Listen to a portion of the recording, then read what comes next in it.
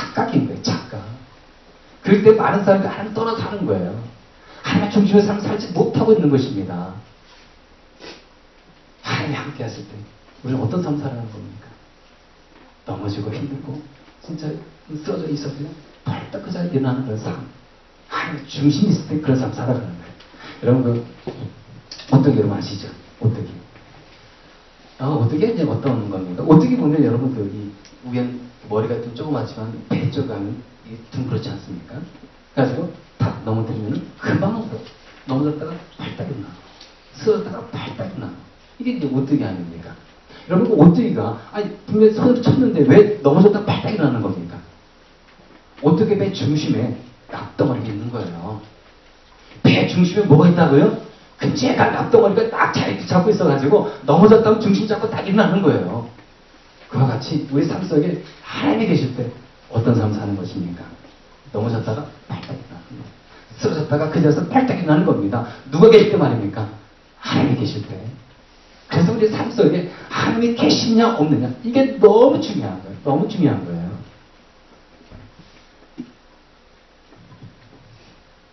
여러분 유럽에 가시면요, 정말 유럽에 안 가봤지만 그 유럽의 유럽의 그 도시를 보면은요, 그 광장이 있고요. 그 광장 피아자라고 합니다. 피아자.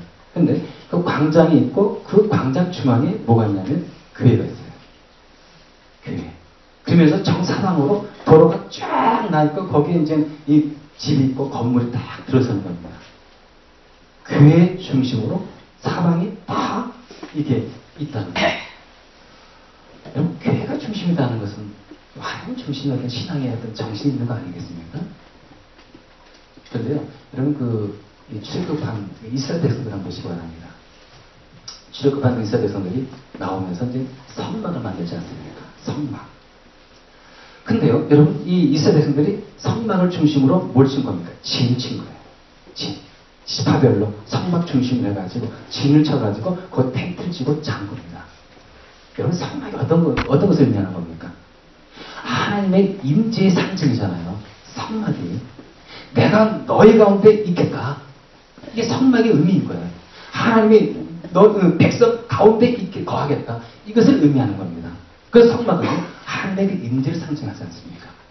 근데 이스라엘 백성들이 이 하나님의 이 성막을 이 가운데 두고 그 좌우 정사방을 해가지고 쫙 중앙을 해가지고 이 텐트 치면서 잠을 잔 거예요. 진을 친 겁니다. 여러분, 우리도 그렇지 않습니까? 영적으로요. 우리의 마음의 중심이 그래야 되지 않겠습니까? 내 마음의 중심이 누가 있어야 되는 것입니까? 성령, 하나님 자리 잡고 있어야 되는 거예요. 그래야 우리의 삶이 든든하지 않겠습니까? 그래야 우리의 삶이 진짜 이 참자로 얻으면서 기쁨 가운데 나갈 수 있지 않겠습니까? 하나님이 다 중심 잡혀 있는 삶, 하나님이 함께하는 그런 삶, 그런 삶이 든든한 거예요. 어려움 속에 있어도 시련 속에 있다 할지라도 여러분 이 바위에 있는 집이 어떻습니까? 이 바위에 집을 지은 그 집을 한번 생각해 보시기 바랍니다. 폭풍이 불어와도 무겁지 않습니까? 반석이 지은 집. 마찬가지예요. 하나님이 내 마음의 중심에 딱 와 계실 때 우리는 어떠한 시련이 있다 할지라도 넘어지는 게 아닌 거예요. 가만히 버티고 있는 겁니다. 든든한 거예요. 든든한 거예요. 그런데요, 여러분, 하나님의 중심의 삶, 반대 삶은 어떤 것입니까? 인간 중심의 삶 아닙니까? 사람 중심의 삶 아닙니까? 여러분, 인간 중심의 삶이 어떤 삶입니까? 내 생각대로, 내 이성대로, 내 욕심대로 살아가는 삶.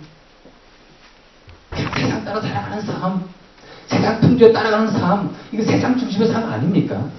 물질 좋아서 물질 따라가고. 이런 삶이 세상, 인간 중심의 삶인 거예요. 근데 여러분, 인간 중심의 삶이 얼마나 허약한지 아십니까? 모래 위에 지은 집 생각해 보시기 바랍니다. 정말 바람 불어도, 정말 파도가 쳐도요, 금방 무너지지 않습니까? 이것이 바로 인간 중심의 삶을 살아갔을 때, 세상 중심의 삶을 갔을 때 그런 모습으로 있다는 거예요. 얼마나 허약합니까? 쉽게 넘어질 수 있잖아요. 정말 시련이 와도 바삭 넘어지고, 정말 얼음이 있어도 뒤로 넘어지고 자빠지고, 일어나지 못하는 거예요. 그래서 그 예레미야에 보면은요, 이런 말씀이 있습니다. 이스라엘의 소망이신 여호와여, 무릇 주를 버린 자는 다 수치를 당할 것이라. 무릇 여호와를 떠난 자는 흙의 기록이 되오리니 이는 생수의 근원이신 여호와를 버림입니다. 무릇 주를 버린 자는 다 뭘 당한 거겠습니까? 수치를 당한다. 하나님을 버리는 자, 하나님을 가운데 중심에 두지 않고 제 멋대로 세상 따라 살아가는 사람들, 이 사람들은 하나님을 좋아하는 게 아니에요. 세상이 더 좋은 거예요. 이런 사람들은 어떤 삶을 산다고요? 수치를 당할 것이라고 말씀하고 있지 않습니까? 그 이유가 무엇입니까? 생수의 근원이신 여호와를 버렸기 때문에 이런 사람들은 수치를 당하는 거예요. 수치를 당하는 겁니다. 여기 보니까 무릇 여호와를 떠난 자는 흙의 기록이 되리. 흙의 기록이 된다. 이거 어떤 겁니까? 여러분, 흙에 이 자기 이름을 한번 써보시기 바랍니다. 그러면요, 비가 오지 않습니까? 싹 지워지지 않습니까?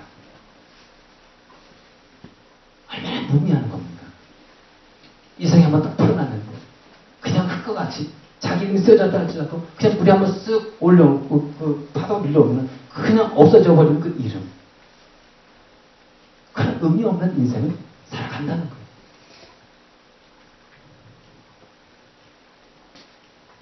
그래서 우리 삶 속에 하나님이 딱 자리 잡고 있는 이 중심이 자리 잡고 있는 그런 삶을 살아가야 되는 거예요.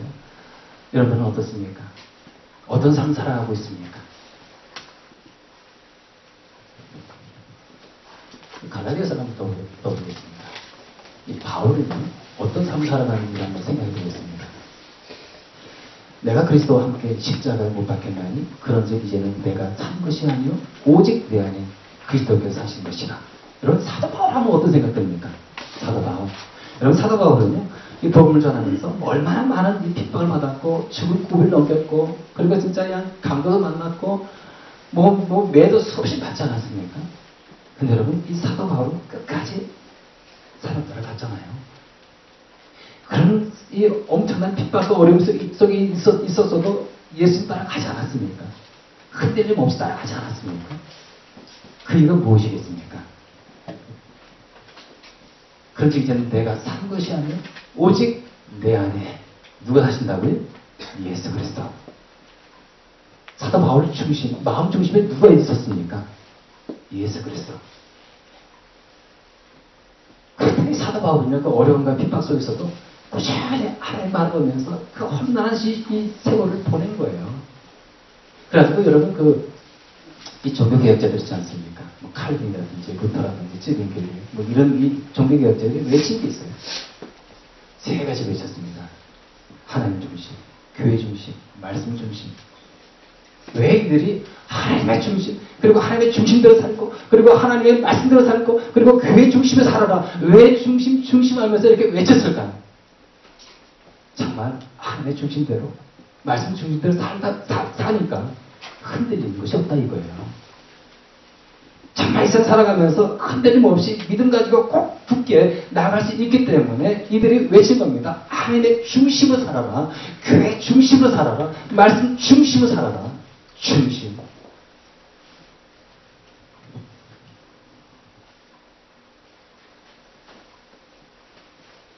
근데 우리들은 이 삶이 지금 어떤 삶입니까? 우리 한번 생각 좀 해봐야 되겠습니다. 여러분들은 지금 하나님의 중심에 살고 있습니까? 말씀 중심에 살고 있습니까? 교회 중심에 살고 있습니까?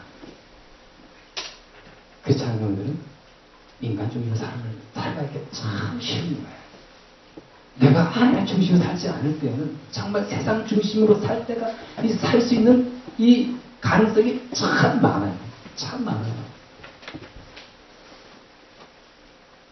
이런 우리가 이 생각을 해야 됩니다. 여러분, 내 마음 중심에 하나님이 있지 않고 여러분 진짜 다른 게 있다면 어떤 게 들어가겠습니까? 그래, 물질 들어가는 거죠.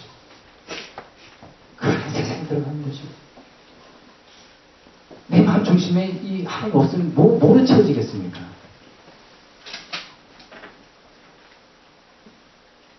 여러분들 하나님 중심에 삶을 살지 않을 때 이 어떤 이 삶이 우리를 기다리고 있는지 저는 그 2001년도인가요? 9월 11일. 여러분 기억하실 겁니다. 뉴욕의 월드 트레이드 센터.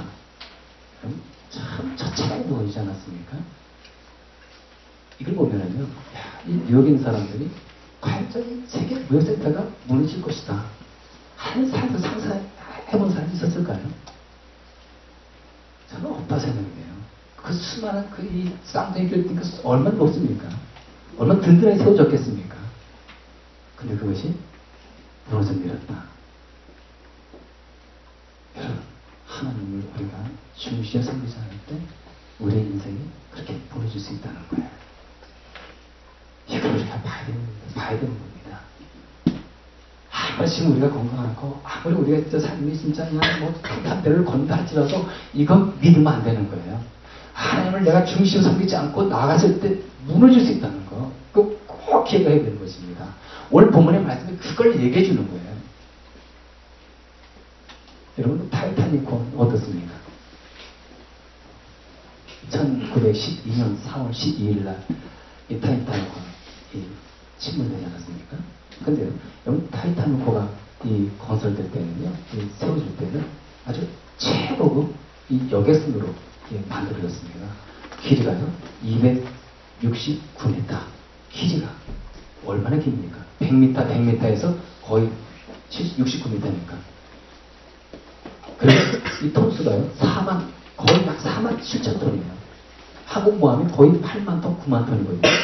그렇다면 항공모함 절반 정도 되는 그런 크기의 어마어마한 진짜 아주 큰 배죠. 그래가지고 이 배를 지니면서 어떤 말이 나냐면 이 배는 이 타이타닉호는 불침선이다. 불침선. 절대로 침몰하지 않는 배다. 이렇게 얘기를 했답니다. 이 구조가요, 여러분, 이 배 밑바닥을요, 이중으로 만들었답니다. 그래서 첫 철판이 뚫어져가지고 물이 들어와도 그 다음 철판이 있기 때문에 침몰할 수 없다는 거예요. 그리고 이 배 밑바닥을 12칸으로 해가지고 딱 막은 겁니다. 그래서 한 칸에 이 물이 침범해가지고 다른 칸, 침범한다 할지라도 다음 칸으로 갈 수 없도록 딱 막아놓은 거예요. 얼마나 철저하게 만들었습니까? 근데 여러분, 그 배가 빙산에 부딪혀가지고 어김없이 그냥 진짜 처참하게 침몰하지 않았습니까? 1,500명 된 사람이 죽었어요. 2,200명의 승객 중에 1,500명 이상이 죽었어요. 왜 이렇게 많은 사람이 죽었습니까? 이 배는 절대로 침몰하지 않을 거니까 무슨 뭐 구명정 같은 거 필요 없다 해가지고 조금만 가져간 거예요, 구명정을. 그래가지고 수많은 사람들이 이렇게 죽은 겁니다. 인간이요, 아무리 진짜 완벽하게 진짜 뭘 한다, 그리고 뭐 노력해서 뭘 한다 할지라도요, 여러분, 하나님 지켜주지 않으니까 여지없이 침몰해버리네요. 우리 개인도 마찬가지입니다. 하나님 중심의 삶을 살지 않으면은요, 침몰할 수 있다는 거예요. 우리의 단체, 우리의 진짜 어떤 나도 마찬가지예요.